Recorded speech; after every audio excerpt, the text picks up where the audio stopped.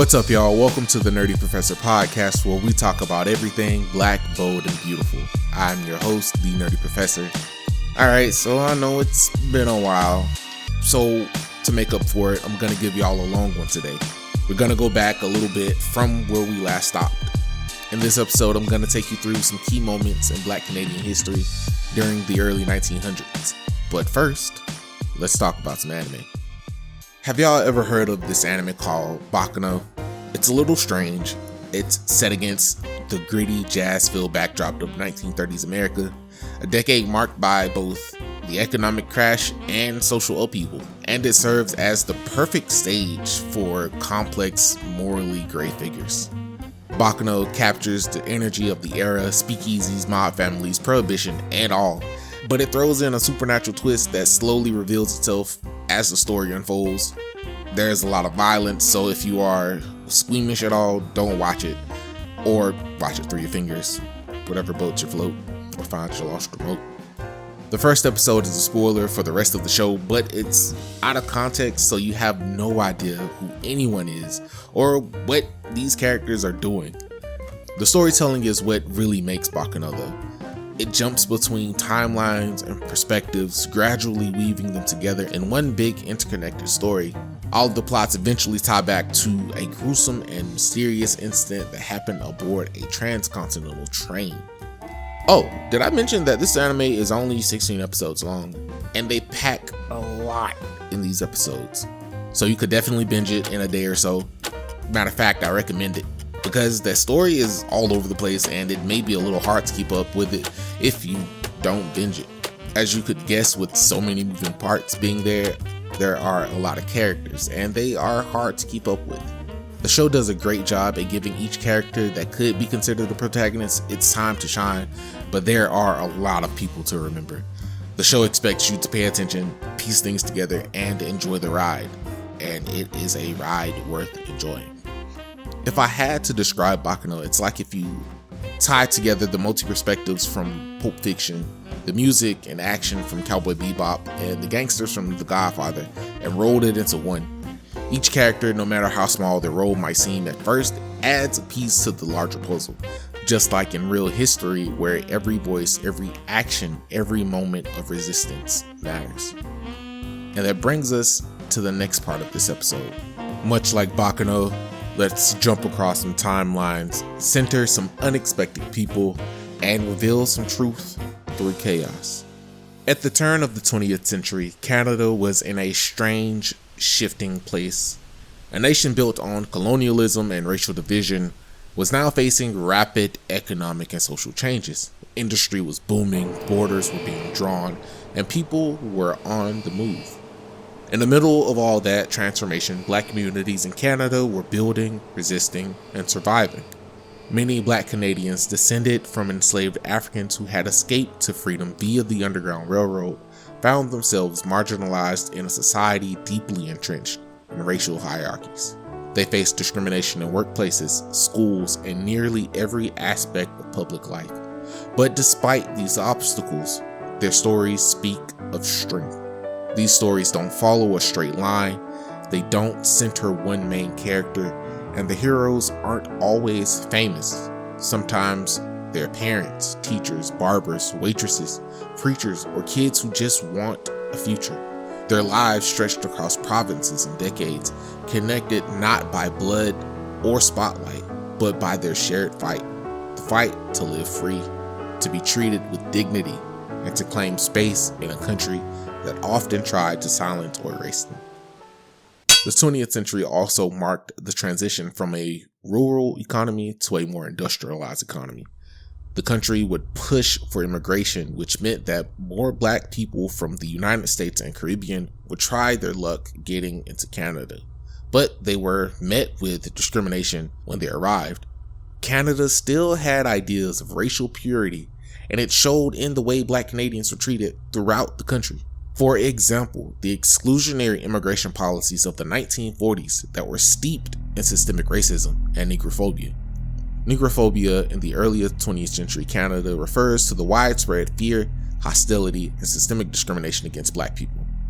It was characterized by racial stereotypes, exclusionary immigration policies, economic marginalization, social segregation, and organized racism, aka the KKK, all of which reinforced the marginalization of black communities and perpetuated white dominance in Canadian society. This period is one of bleak racial discrimination that affected the lives of black people immigrating to Canada as well as those already there. Let's take a look at how these discriminatory policies were institutionalized. Take note and understand that the exclusion of black immigrants was a systemic approach designed to maintain Canada's racial and cultural makeup, often at the expense of black communities. The legal architecture that allowed such exclusion to happen was the Immigration Act of 1910. This Immigration Act remained in force well into the 1940s and provided the Canadian government with sweeping powers to refuse entry to individuals they deemed unsuited to the climate or requirements of Canada. This vague tool became a convenient tool to block black immigrants from entering the country.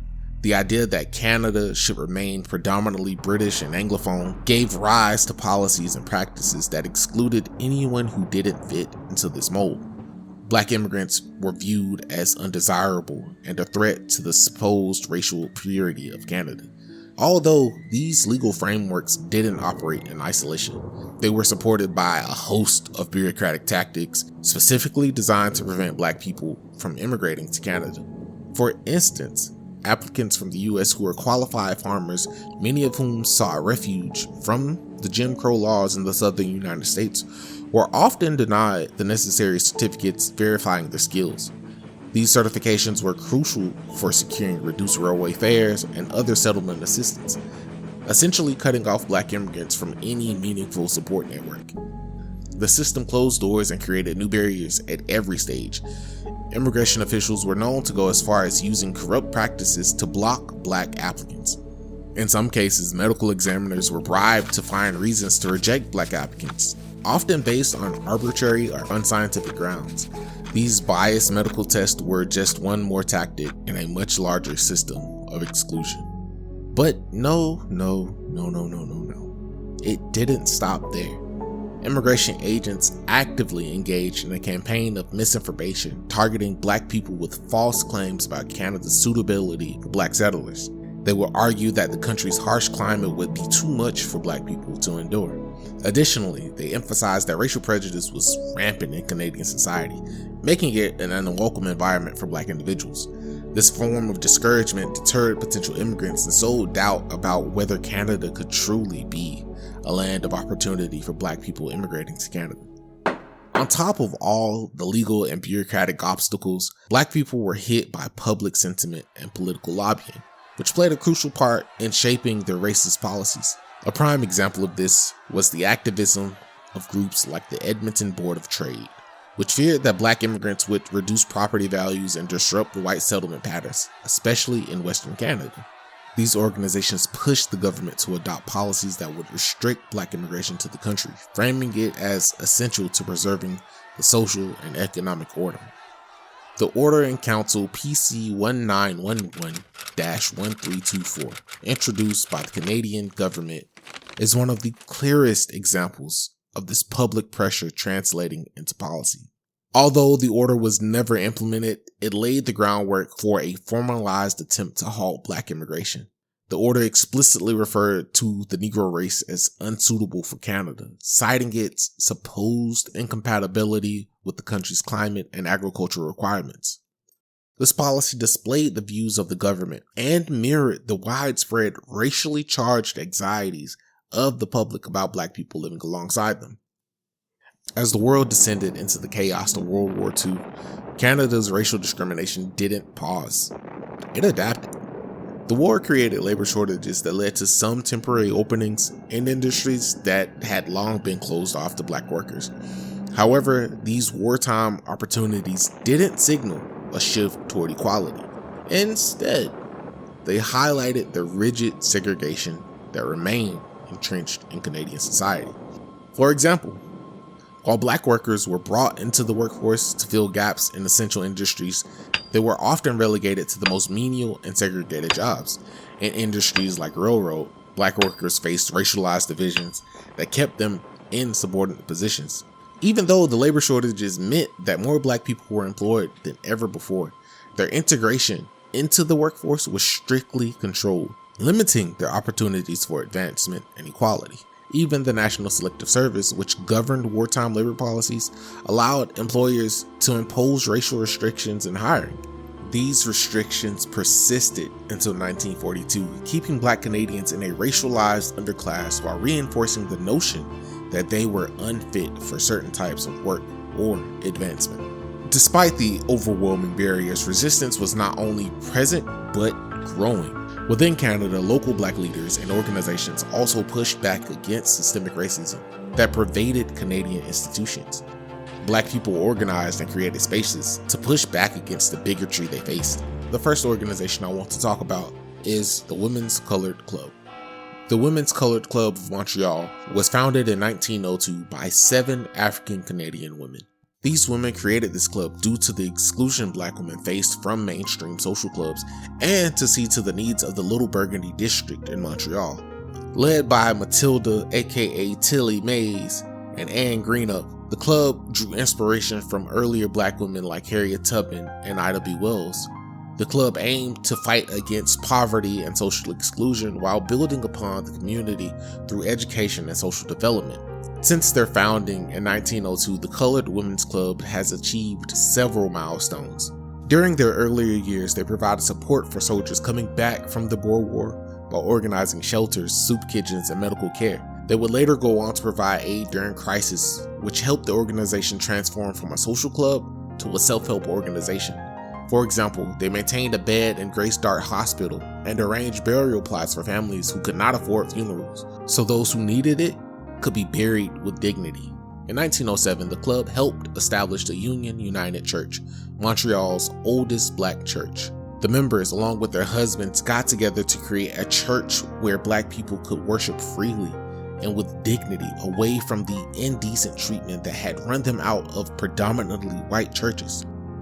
The Women's Colored Club played a significant part in the formative years of the church's life.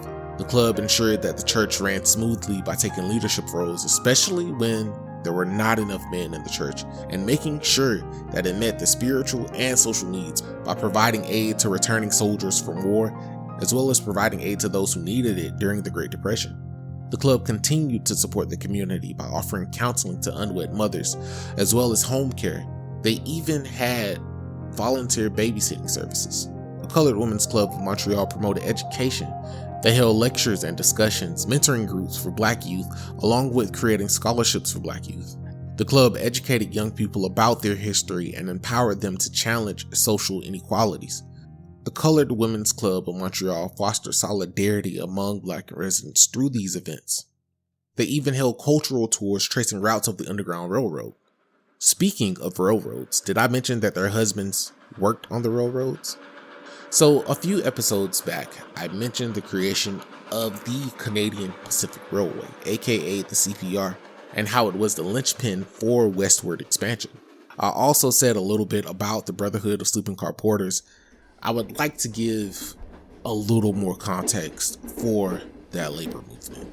First of all, the porter role became synonymous with Black men because of one man, George Pullman. George Pullman created the sleeping car services in the United States, which influenced Canada to do the same.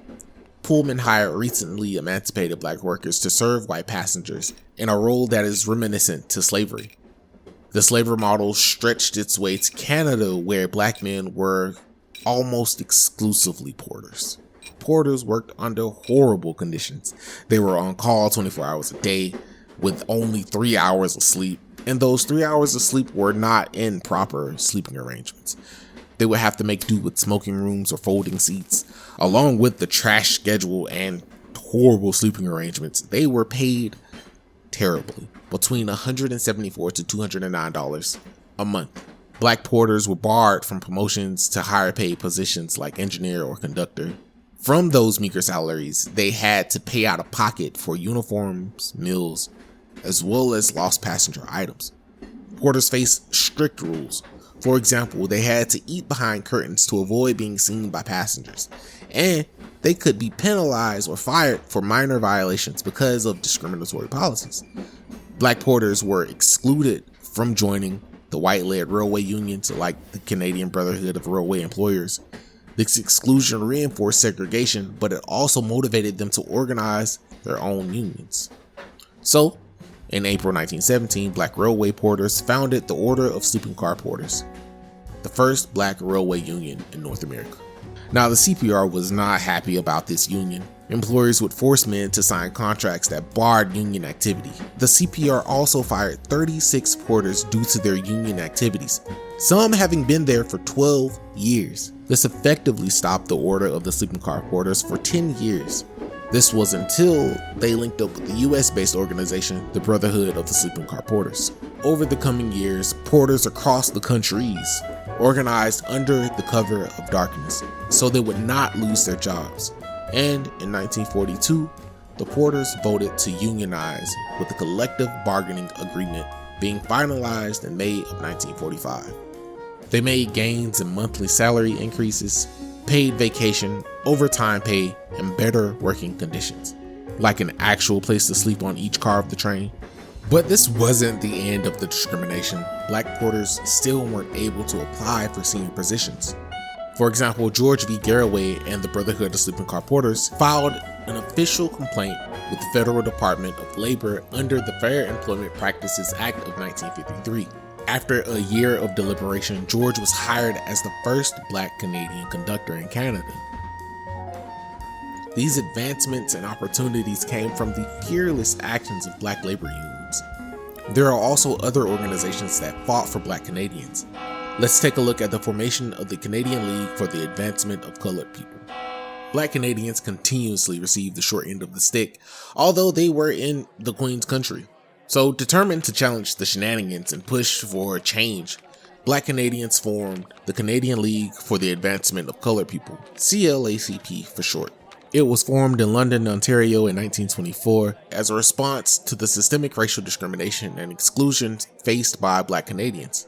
Modeled after the National Urban League in the US, the CLCAP, founded by James Jenkins, sought to address the crucial issues that plagued the Black community, such as employment, discrimination, and lack of educational opportunities using collective advocacy and community empowerment.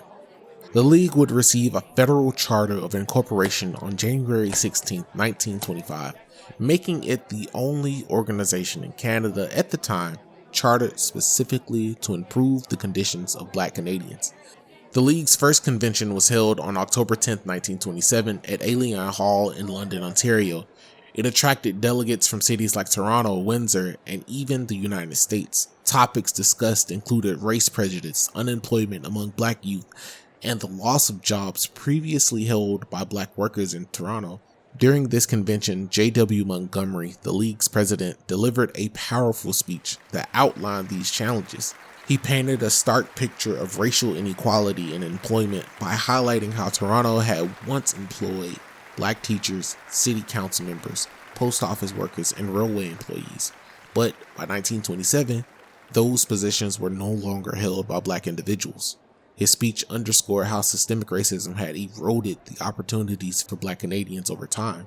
Montgomery also emphasized the urgent need to address unemployment among Black youth and called for action to combat race-based barriers in the labor market. He urged fair-minded white citizens to assist in securing jobs for qualified Black individuals while advocating for better preparation of Black youth to compete for available positions across Canada. Recognizing that education was essential to overcoming systemic barriers, the League actively encouraged Black youth to pursue training and qualifications that would make them competitive in the job market. The organization also advocated for access to professional programs, many of which had historically excluded Black Canadians, believing that educational empowerment was a critical step toward achieving economic and social equality. James F. Jenkins was a Georgia-born activist who moved to London, Ontario in 1907. He became one of the 7 founders of the League in 1924 and played a central role in its development. Jenkins was also a journalist and publisher. He founded the Dawn of Tomorrow newspaper in 1923, which became the official organ of the League. The paper chronicled achievements within the Black community, promoted self-improvement, and connected Black communities across Ontario. Jenkins used both the Dawn of Tomorrow and his position as secretary within the League to combat racism and promote social justice, advocating for fairness for all British subjects. He described his mission as fighting for a man's chance in this country. As the Canadian League for the Advancement of Colored People convened its first national convention in 1927, expressing the systemic injustices facing Black Canadians and calling for collective action, a parallel movement was taking shape in Montreal. Though separated by geography, both efforts were driven by a shared urgency to confront racial inequality and empower Black communities. While the League focused on national advocacy, challenging discriminatory policies, and campaigning for access to education and employment, the response in Montreal was more localized, but no less vital. In the same year, another organization was founded in the streets of Little Burgundy, born from the grassroots efforts of community leaders who recognized the pressing needs for social services, cultural space, and educational support. The Negro Community Center was established in 1927 in Montreal's Little Burgundy neighborhood to address the challenges faced by the city's Black community, including racial discrimination, social alienation, and economic hardships. The Negro Community Center was born out of necessity. In the early 20th century, Montreal's Black community faced profound isolation. As a marginalized group, Black Montrealers were regularly subjected to racial discrimination in housing, employment, and education. Many were descendants of formerly enslaved Africans, while others were newcomers from the Caribbean and the United States. These populations often found themselves without adequate representation or support, making Reverend Charles H. Este and his fellow founders' decision to create the NCC a bold act of empowerment. Reverend Este, with a deeply committed group of 11 Black leaders, convened to find ways to address these collective struggles. Este, who had been an advocate for both faith and social justice, recognized that the church's existing role in the community wasn't enough to meet the emerging needs of the population. This recognition led to the formation of the NCC, which would serve as more than just a place for social service. It would become a symbol of community resistance against institutionalized racism and a celebration of Black identity. The first years of operation saw the NCC rapidly gain traction despite financial instability and limited resources. Operating out of the small rooms on St. Antoine Street, the center immediately became a haven for the Black community. But their ambition wasn't limited to the basic survival. The NCC would then move to the basement of the Union United Church in 1930, and it was a move out of necessity and opportunity. This move allowed for more consistent programming and gave the center a central location within Little Burgundy. As a hub of social engagement, it attracted more community members seeking refuge and opportunity, and the variety of programs grew to meet the expanding needs of the population. The Royal Arthur School, a local educational institution, also partnered with the NCC to host classes and social events, further intertwining the center with community's educational needs. Despite the challenge of space, the NCC became known for its academic tutoring, after-school programs, and hosting of community events that fostered a sense of solidarity among the youth. Beyond the walls of the classroom and community spaces, the NCC quickly became a focal point for artistic expression of Black Montrealers. At a time when cultural opportunities were scarce for marginalized communities, the NCC provided a platform where young talents could develop. Jazz music became one of the defining characteristics of the NCC's legacy. With its central role in the cultural development of Black musicians, it became known as a place where young people could learn to play instruments, especially the piano. For musicians like Oscar Peterson and Oliver Jones, the center was instrumental in providing not just the space, but also the community support needed for them to flourish. They weren't just practicing, they were part of a larger movement to establish Black cultural pride through jazz. Beyond music, the center also encouraged artistic expression through dance. The NCC offered ballet, tap dance, and other forms of dance, which were integral to the cultural development of the community. The NCC was a cultural space and a lifeline for practical services that addressed the pressing needs of Montreal's Black community. In an era where there were limited resources for working class Black families, the center provided critical services that allowed families to meet their basic needs, while also giving them opportunities for social mobility.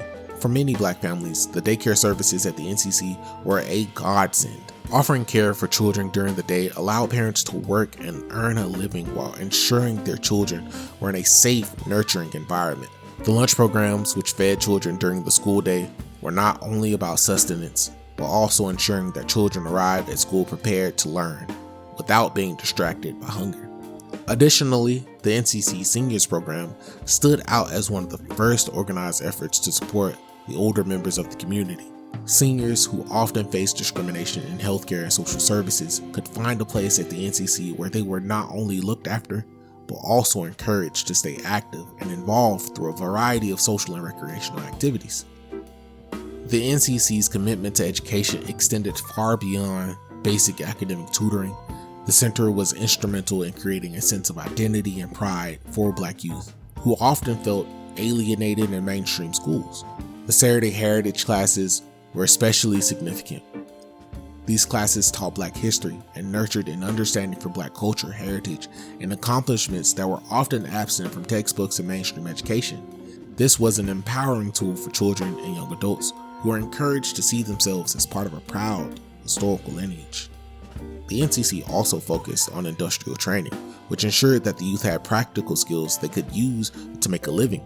These skills range from arts and crafts to office administration, setting up young people to succeed in their careers. The center worked to bridge the educational divide that many Black Montrealers faced. As the NCC continued to grow, it faced an increasing demand for services. The local community responded enthusiastically with attendance and financially. The center's success at fundraising ensured that it could maintain and even expand in services despite limited government support. But this expansion came with challenges. There were persistent issues of funding and space, which meant that even though the NCC's reputation grew, its capacity to serve was always under strain. Despite these challenges though, the NCC's expanding influence marked the community's resilience. The center was a core that provided immediate relief and foundation for long-term change, nurturing the next generation of leaders, artists, and intellectuals who would continue to challenge the systemic racism they faced. While the Negro Community Center in Montreal was establishing itself as a vital hub for education, culture, and community care, a parallel force of empowerment was quietly gaining momentum across Black Canadian communities. Heralded by Jamaica's own Marcus Garvey, this movement, bold in vision and global in scope, encouraged Black Canadians to look beyond their immediate struggles and unite in the pursuit of a better tomorrow. Now, Marcus Garvey was one of the most influential figures in Black history. His movement, the Universal Negro Improvement Association, transformed Black communities in Canada during the 1920s and 30s. Garvey was a visionary Jamaican-born nationalist whose philosophy of racial pride, economic self-reliance, and Pan-African unity resonated deeply with African Canadians, especially West Indian immigrants. His movement spread rapidly throughout Canada, uniting communities across the country. The UNIA empowered Black Canadians and played a pivotal role in the country's fight against racial discrimination. The story of the UNIA in Canada begins in 1918 in Glace Bay, Nova Scotia.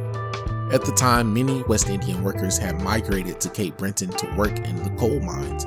Facing harsh labor conditions and racial discrimination, it was here amidst these struggles that the first Canadian branch of the UNIA was established.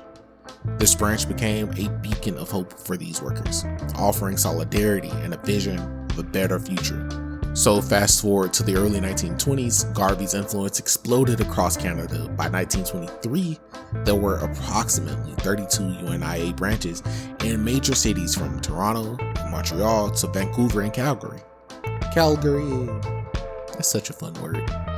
In Montreal, the UNIA's Liberty Hall became an anchor of cultural, political, and social life for Black Montrealers.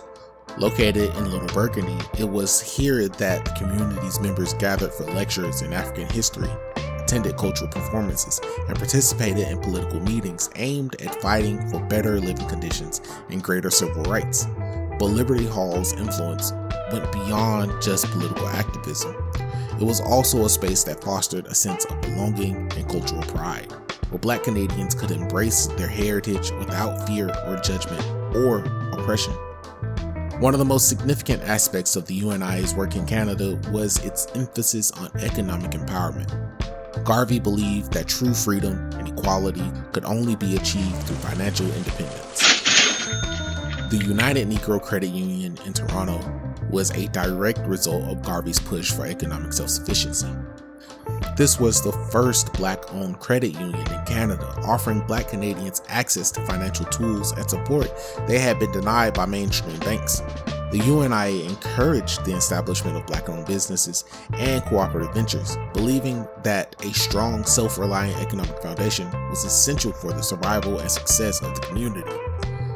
With this philosophy, the UNIA promoted entrepreneurship, teaching Black Canadians the skills necessary to start and sustain their own businesses.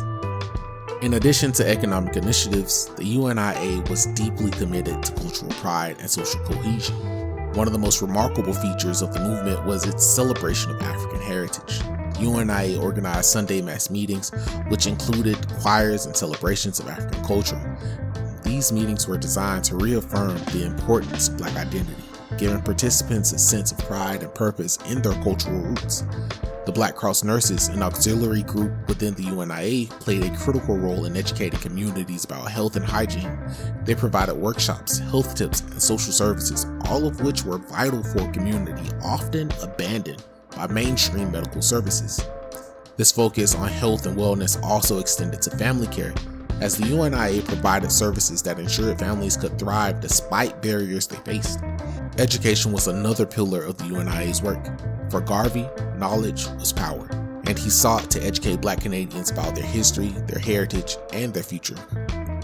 In Montreal, the UNIA played a key role in the creation of educational programs that uplifted Black Canadians. The UNIA emphasized the importance of teaching Black history, something that was largely absent from mainstream education systems at the time. Saturday heritage classes were a popular program across the country.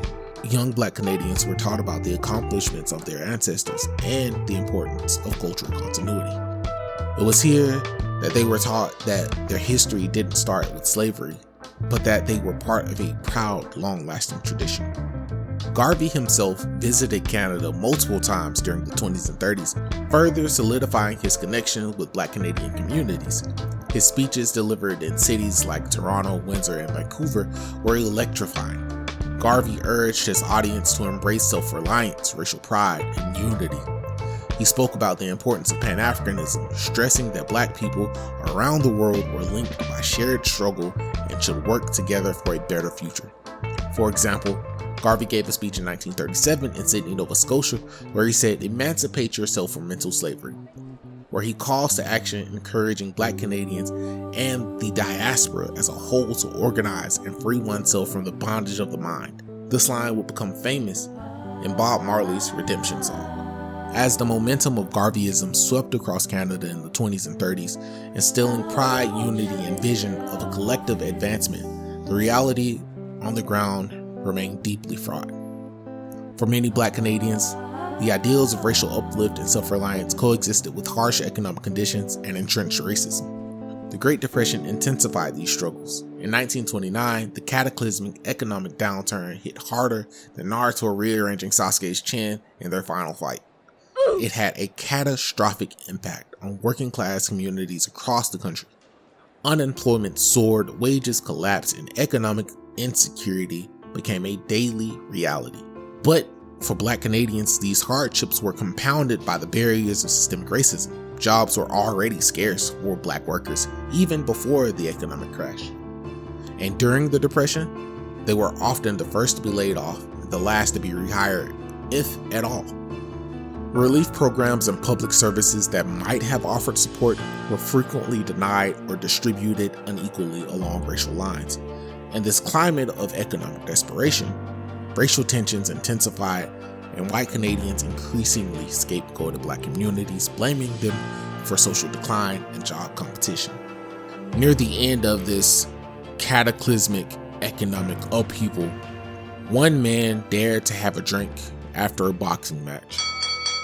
A Black Jamaican immigrant and chauffeur by the name of Fred Christie, living in Montreal, was no stranger to racial prejudice. In the summer of 1936, after attending a thrilling boxing match at the Montreal Forum, Christie and two friends decided to unwind at the nearby York Tavern. However, as they approached the bar, they were met with an unforgiving refusal of service from the staff. The reason? Simply that Fred Christie was black. The tavern, it seemed, had a policy against serving colored people. Christie, undeterred by the indignity, called the police to report this blatant act of racial exclusion. Christie, determined to make a stand, decided to take legal action and sue the tavern for $200 in damages. So in the beginning of this legal case, there was a glimmer of hope for justice. Fred Christie won his case in provincial court, with the judge rewarding him $25 in damages. A little bit shy of $200, but it's alright. The judge also ordered the tavern to pay his court costs. The ruling was based on Quebec's License Act, which mandated that the business, including taverns, serve food and drink to travelers without unreasonable cause. For Christie, this seemed to be a clear-and-cut case of discrimination. But as with many civil rights struggles, victory was fleeting. The tavern's owners appealed the ruling, and Quebec's Court of King's Bench overturned the decision. The court ruled that Fred Christie wasn't a traveler and therefore didn't fall under the protections of the License Act. More importantly, the court upheld the right of private businesses to refuse service based on their own discretion. It was a blow to the notion of equal treatment under the law, but it wasn't the end of Christie's fight. In 1939, this case reached its final battleground, the Supreme Court of Canada. But this last legal bout would not have the desired outcome. In a 4-1 decision, the court ruled against Christie. The majority opinion argued that private business had the freedom of commerce, which allowed them to refuse service to anyone, including black people. Justice Thibodeau Renfret, writing for the majority, dismissed Christie's claim, asserting that the taverns had no legal obligation to serve everyone. However, Justice Henry David dissented passionately, arguing that Section 33 of the License Act should prevent that kind of racial discrimination that Christie had faced. But despite this rare voice of opposition, the ruling set a dangerous precedent, legally legitimizing racial discrimination in private business across Canada. It was a stark reminder that even in public spaces like bars and restaurants, systemic racism was deeply embedded. The reaction of Montreal's black community to Fred Christie's case was swift and powerful. They rallied behind him, forming the Fred Christie Defense Committee, which raised funds to support his legal battle. This committee, led by Kenneth Melville, the first black medical student at McGill University, was instrumental in organizing grassroots fundraising efforts. Every nickel and dime collected at barbershops, churches, and newsstands reflected the solidarity within the community. The black community in Montreal also voices discontent through the Freelance and Afro-Canadian Weekly, a black-owned newspaper that framed Christie's legal struggle as part of a larger battle for equal rights, making it clear that the case wasn't just about one man's fight against discrimination. It was demanding the recognition of black Canadians as full and equal citizens. Fred Christie would eventually leave Canada in 1944, relocating to Saranac Lake, New York. His case would later become a symbol of resistance against racial injustices that permeated Canadian society. Though the legal system failed him, his courage in the face of discrimination inspired future generations of black Canadians and civil rights activists. Another organization would form around a similar affront to justice as Fred Christie's case. In the late 1940s, the small towns of Chatham, Dresden, and North Buxton in Ontario were microcosms of racial tensions. Black Canadians who had settled in these areas for generations faced daily indignities. They were routinely turned away from restaurants, hotels, and other public establishments simply because of their race. These were not isolated incidents, they were the norm. Out of this climate of exclusion, the National Unity Association was born in 1948, founded by Hugh Burnett and over 100 concerned citizens. Burnett, a black carpenter and a World War II veteran, had personally experienced the sting of discrimination after returning home from service in the war. He was denied service at a restaurant in Chatham while still wearing his military uniform. This moment of personal injustice would propel Burnett to activism. As the first secretary of the NUA, Burnett became the heart and soul of the organization. Under his leadership, the NUA began organizing against the discrimination that pervaded everyday life in these Ontario communities. The first thing on the NUA's checklist was to document instances of racial discrimination. The organization meticulously recorded cases where African Canadians were refused service, building a powerful case that this wasn't just an occasional mishap, but an entrenched pattern of discrimination. This documentation was crucial not only in galvanizing public support, but also in providing legal evidence necessary to challenge these practices in court. Burnett and the NUA understood that documentation alone wasn't enough. They knew that they had to take action, direct action, and so they did. The NUA began organizing sit-ins and other public demonstrations, including legal challenges against businesses that refused to comply with anti-discrimination laws. The NUA was unapologetic in their activism, and they made it clear that they would not stop until equality was achieved. The NUA did far more than protests and sit-ins. They also pushed for legislative changes. The most significant victory came from the anti-discrimination laws that would change the face of Ontario and later Canada forever. Through relentless lobbying, the NUA helped bring about the passage of the Fair Employment Practices Act in 1951, which prohibited racial discrimination in hiring. Then came the Fair Accommodation Practices Act in 1954, which made it illegal for businesses to refuse services based on race or ethnicity. These laws were groundbreaking and laid the new foundation for civil rights protections across Canada. But even as these laws were passed, there were more battles to fight. For example, in the case of Dresden's restaurant owners, Kay's Cafe, owned by Morley McKay, and Emerson Restaurants, owned by Matthew and Ann Emerson, were notorious for refusing service to Black customers. In response to this, the NUA and others organized sit-ins at these restaurants, as well as lodged formal complaints against the restaurants. The restaurant owners were initially found guilty, but they appealed to another judge that was known to uphold racist principles. The judge ruled that there was no clear evidence of racial discrimination.